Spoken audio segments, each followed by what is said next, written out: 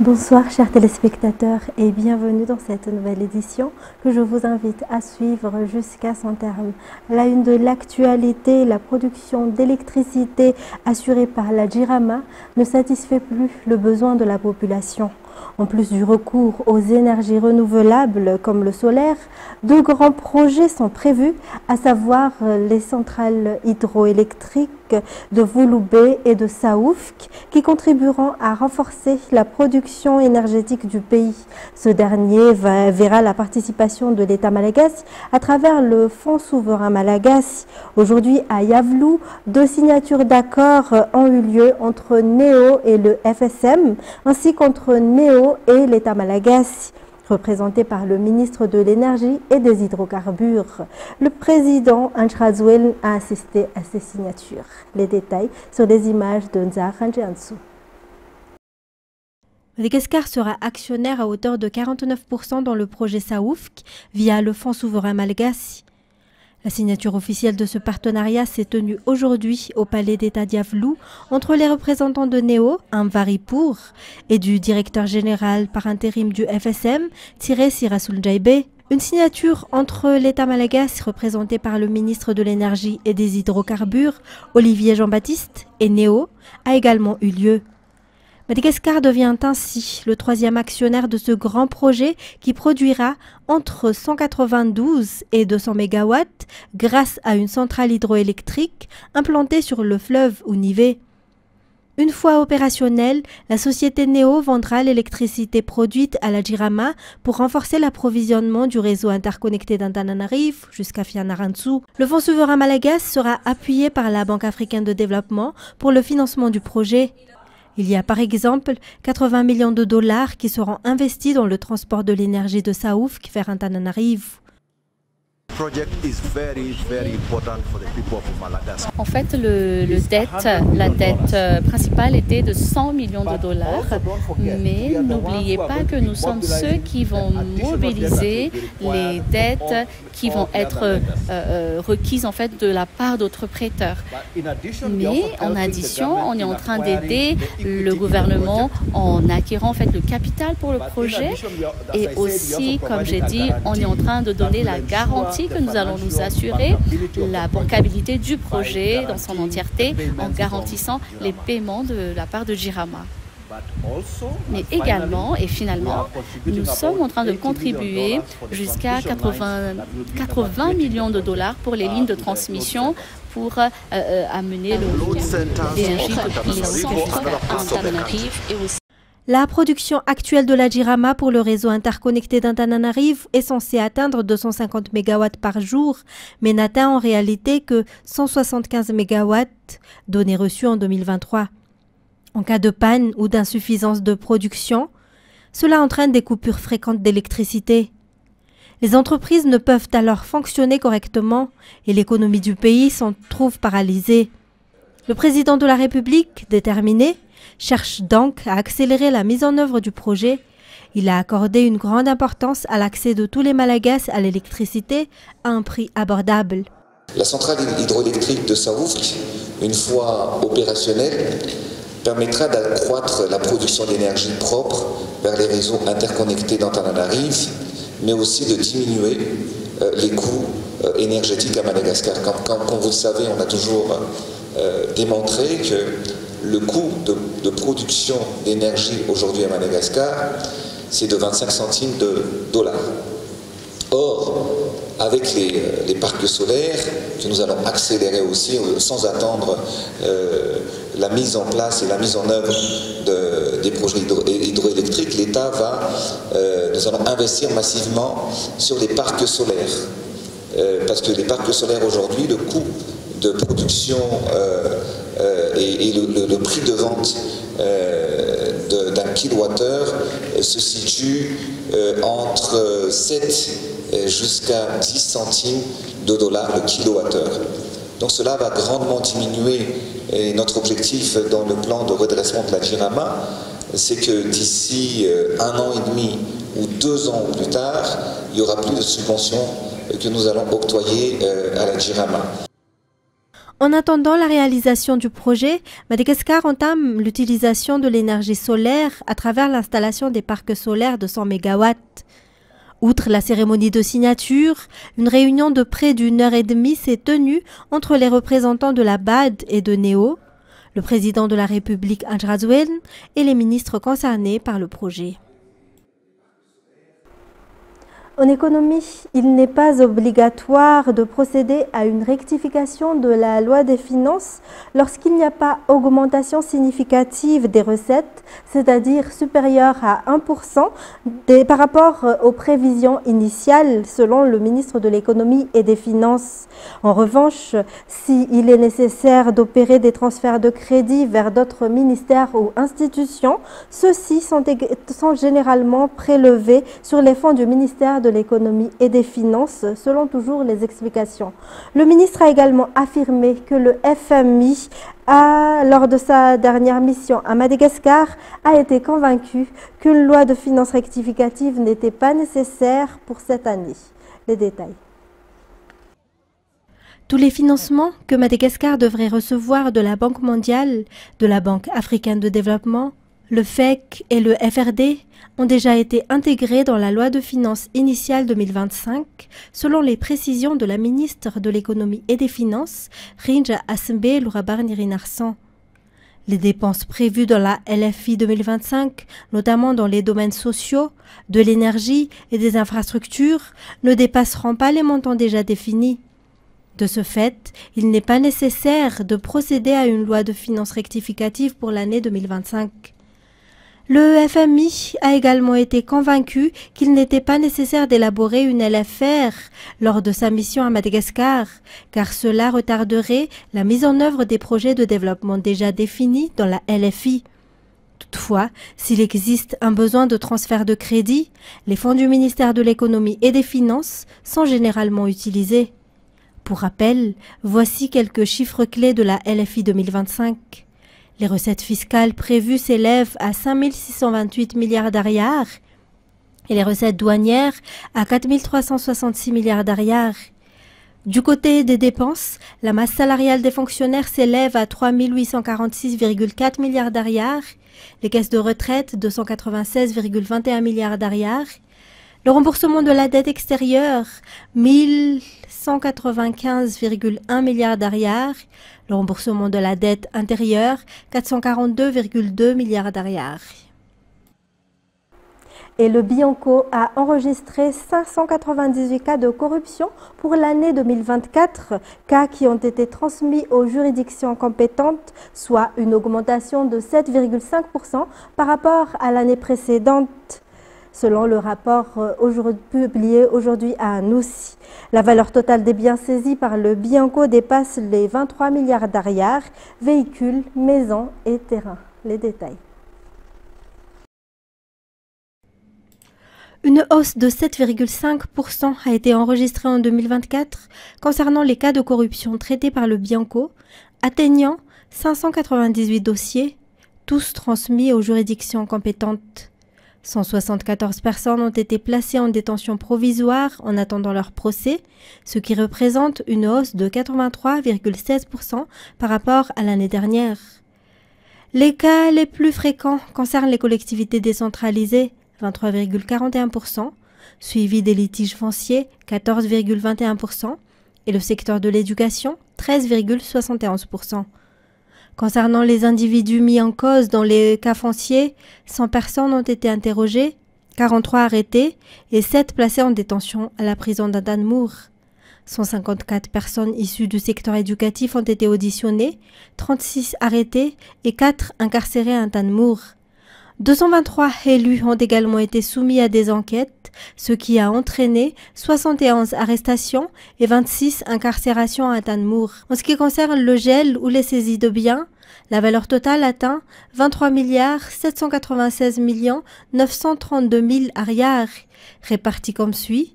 Voitures, 2 795 millions d'ariars, moto, 12 400 000 ariars, terrain nu, 19 599 532 000 ariars, immobilier, 1 390 millions d'ariars.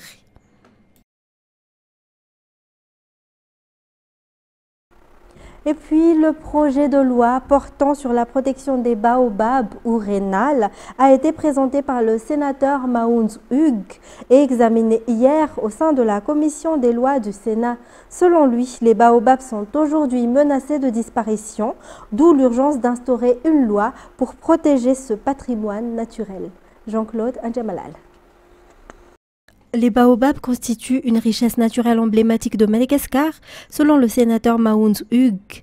Il attire de nombreux touristes et certains spécimens ne se trouvent nulle part ailleurs dans le monde que sur notre île, a-t-il précisé.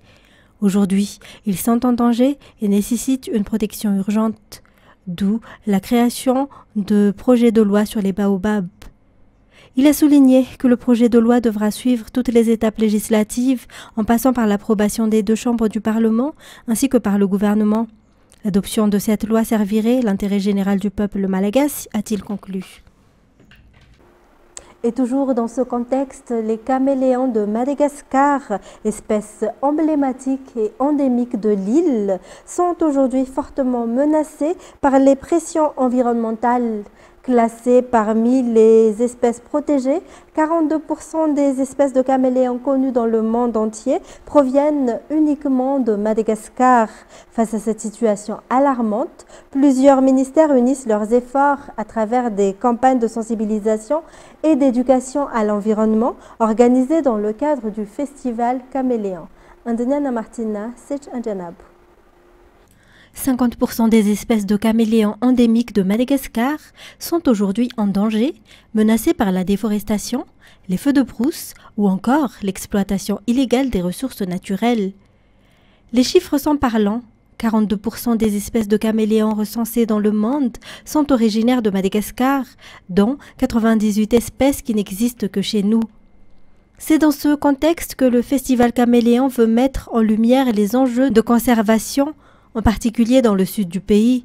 L'événement se déroulera à Amboassarat-Sim, dans la région Anossi, et mettra l'accent sur la sensibilisation des citoyens à la préservation de l'environnement, tout en valorisant le tourisme local. Les organisateurs rappellent que le caméléon est l'un des animaux les plus emblématiques du pays et qui attire les touristes à Madagascar. Le festival se tiendra du 13 au 15 juin avec pour objectif de promouvoir activement la préservation de cette espèce unique à travers des actions éducatives, culturelles et écotouristiques. 13 mai 1972, 13 mai 2025, 53 ans se sont écoulés depuis le mouvement historique du 13 mai, une date marquante dans l'histoire du pays et des luttes populaires à Madagascar. Des milliers d'étudiants issus des lycées et universités étaient descendus dans la rue pour réclamer une réforme du système éducatif. Mais le mouvement a vite pris une tournure politique avec des appels à la démission du pouvoir en place. Plus de 40 personnes ont perdu la vie et de nombreux blessés ont été recensés. Andeniana Martina nous rappelle les faits.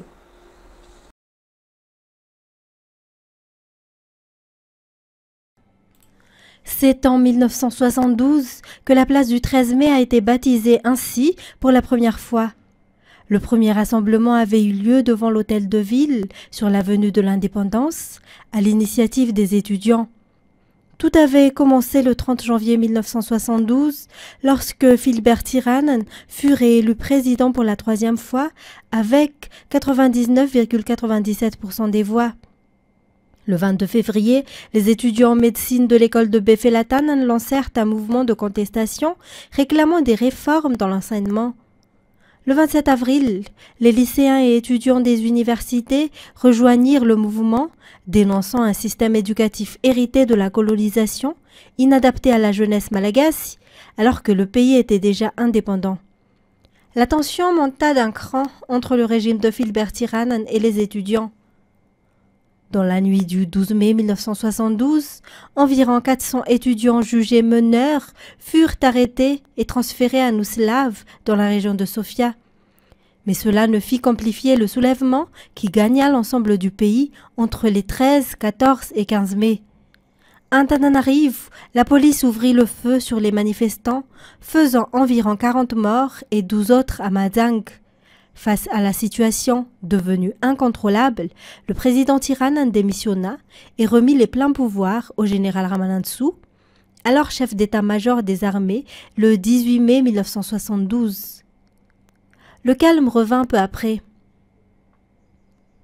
Depuis, la place du 13 mai est restée un symbole indissociable de l'histoire politique malgache. Aujourd'hui, la date du 13 mai est commémorée chaque année, notamment par le dépôt de gerbes en hommage aux victimes. Cette année encore, l'événement s'est déroulé dans le calme, avec une présence visible des forces de l'ordre sur place et dans les environs.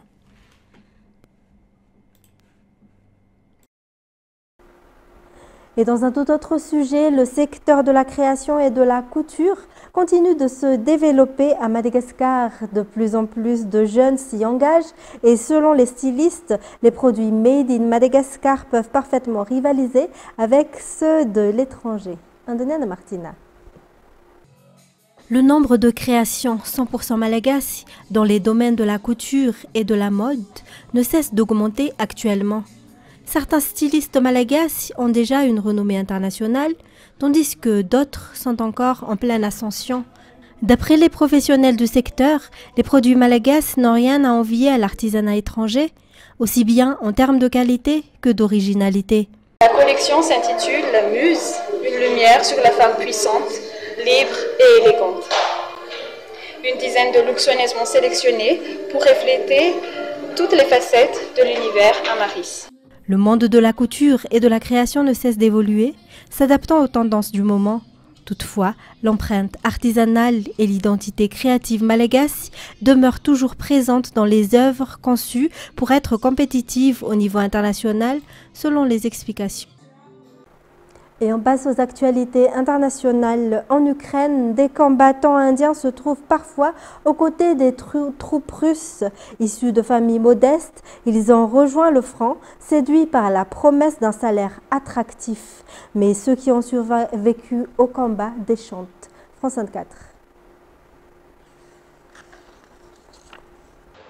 L'année dernière, Manjit, 21 ans, entend parler d'une opportunité de travail pour aider l'armée russe. Avec une promesse de salaire alléchante de 2 000 € par mois, difficile pour lui de refuser. Mais cette opportunité s'est rapidement transformée en cauchemar. Les obus tombaient et il y avait des soldats morts qui jonchaient le sol. Il dit avoir été poussé de trouver un travail à l'étranger à cause d'un marché de l'emploi bloqué en Inde. Comme beaucoup d'autres, il a été piégé par un recruteur de son village qui lui a fait miroiter un emploi stable et sans risque. Mais à son arrivée, il s'est retrouvé déployé dans des zones contrôlées par la Russie en Ukraine.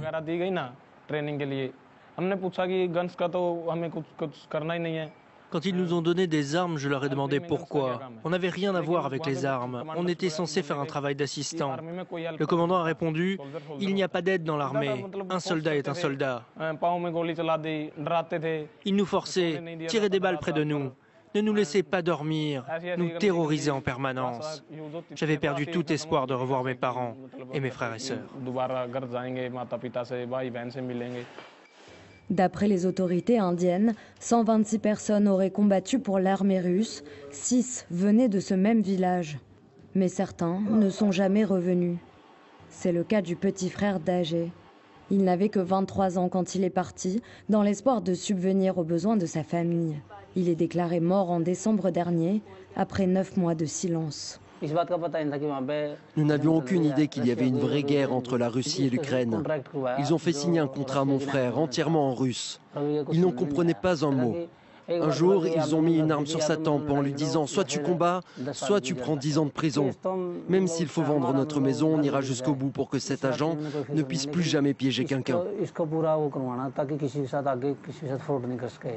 En juillet 2024, lors d'une rencontre diplomatique entre le Premier ministre indien Narendra Modi et le président Vladimir Poutine à Moscou, la Russie s'est engagée à libérer rapidement tous les citoyens indiens engagés dans son armée. Donald Trump a fermement défendu son choix d'accepter un Boeing offert par le Qatar aux États-Unis, assurant qu'il serait stupide de refuser un tel cadeau dont il compte faire son nouvel avion présidentiel. France 24. C'est un cadeau de haute volée. Un Boeing 747 de luxe pour remplacer le Air Force One du président américain. Selon la Maison-Blanche, la famille royale du Qatar a proposé d'offrir à Donald Trump cet avion, surnommé le Palais dans le ciel, dont la valeur est estimée à 400 millions de dollars. Il s'agirait du cadeau le plus cher reçu par un gouvernement américain. Et certains doutent des intentions du généreux donateur, comme ce sénateur démocrate qui ironise sur un potentiel conflit d'intérêts. Rien n'exprime mieux America First, l'Amérique d'abord, qu'un Air Force One offert par le Qatar. Ce n'est pas seulement de la corruption, c'est de l'influence étrangère de première classe avec espace supplémentaire pour les jambes. À l'heure actuelle, Donald Trump voyage à bord de 2 avions datant de 1990. Bien qu'il ait fait une demande pour les renouveler lors de son premier mandat, Boeing ne pourrait pas livrer son nouvel Air Force One avant 2027. Le Qatar prendrait ainsi le relais, même si le Royaume n'a pas encore confirmé le don. Il faudrait ensuite l'équiper de technologies de communication et de sécurité. Donald Trump se défend de toute corruption.